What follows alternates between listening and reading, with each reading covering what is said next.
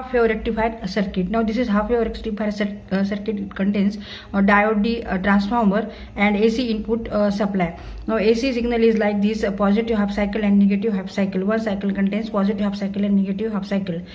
For positive half cycle, here diode D becomes forward bias, that is diode is on and current flow through this RL, and there is conduction of electron, that is current flow through RL, and here is output DC. Now for negative half cycle, now terminal A become negative with respect to terminal B.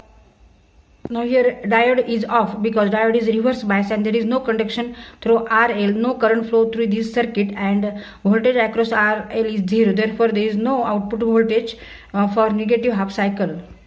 Basic electricity and semiconductor devices, standard 11 part 2 chapter 1 semiconductor and diodes. तर मुलांनो, आपण आज centre tap full wave rectifier circuit कसं work करतं त्याचं working शिकणार आहोत. आता मागच्या व्हिडिओमध्ये आपण centre tap full wave rectifier circuit consist two diode D1 and D2 and center tap transformer, where here point C is a center of secondary winding. Here input supply is AC and AC waveform is like this. There is a positive half cycle and negative half cycle. For positive half cycle, terminal A become positive with respect to terminal B, and diode D1 is on, that is a forward bias. So current flow, electron flow, current flow through diode D1 through RL up to C. And in second negative half cycle, terminal A is now negative with respect to terminal B. Therefore now here plus that is diode D2 becomes now forward bias and D1 reverse bias. So conduction is possible through diode D2, and electron flows, current flows through diode D2 through RL and up to C. Therefore in a center tap full wave rectifier, output waveform is like this. We get a DC waveform. Tap full wave rectifier. आता ह्या circuit मध्ये D1 आणि D2 असे दोन diode लावलेले आहेत आणि transformer हा सेंटर टॅप आहे. सेकंडरीच्या सेंटरला इथे कनेक्शन जोडलेले आहे पॉइंट C, आणि ह्या सर्किटमुळे AC चं कन्व्हर्शन हे DC मध्ये होतं. आता कोणत्याही AC व्होल्टेज सिग्नलला दोन हाफ सायकल्स असतात, एक पॉझिटिव्ह हाफ सायकल आणि एक निगेटिव्ह हाफ सायकल आहे.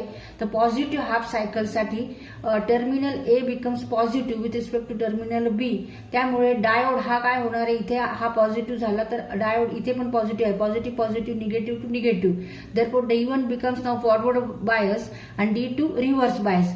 D1 हा फॉरवर्ड बायस आहे म्हणजे ऑन आहे, ह्याच्यातून कंडक्शन पॉसिबल आहे. D2 मधून कंडक्शन पॉसिबल नाही कारण तो रिव्हर्स बायस आहे. मग आणि करंट फ्लो कसा होतो तर A पासून D1 through RL up to centre of secondary winding C. आणि दुसऱ्या निगेटिव्ह हाफ सायकलला point A become negative with respect to terminal B. आता हा निगेटिव्ह पॉइंट आहे, हा पॉझिटिव्ह. ह्याचा अर्थ हा डायोड काय झाला, रिव्हर्स बायस झाला, ऑफ झाला, ह्याच्यातून करंट फ्लो होणार नाही. पण इथे हा पॉझिटिव्ह आहे आणि हा पॉझिटिव्ह आहे, इथे एनोड आहे, आणि त्याच्यामुळे आता इथे हा डायोड मात्र कंडक्ट करू शकतो. हा ऑन आहे तर इथे करंट फ्लो होऊ शकतो. तर करंट हा B पासून D2 RL up to C, म्हणजे दोन्ही पॉझिटिव्ह हाफ सायकल आणि निगेटिव्ह हाफ सायकल साठी आपल्याला DC आउटपुट मिळतो. Bridge full wave rectifier consists of 4 diodes D1, D2, D3, D4 and normal transformer. And here load is R resistor and supply is AC and output is DC.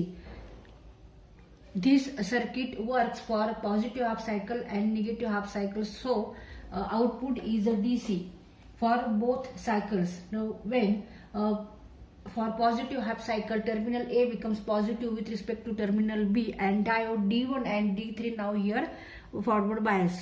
Current flow through from terminal A through D1, then through RL, then diode D3 and terminal B.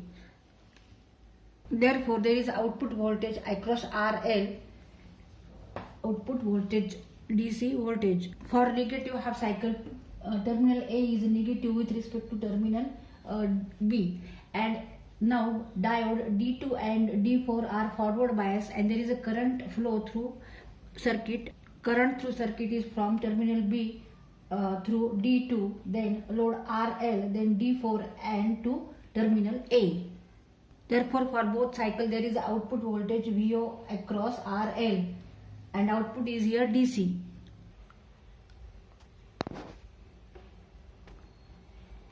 Full wave rectifier.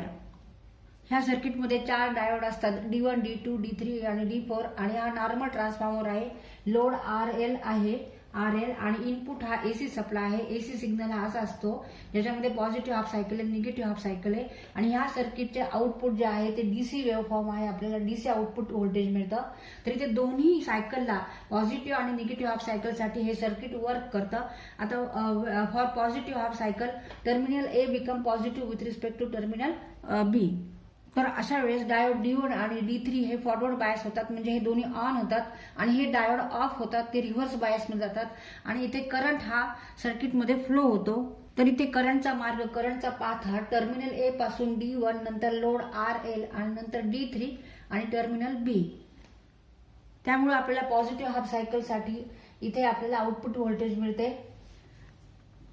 And for negative half cycle, terminal A become negative with respect to terminal B.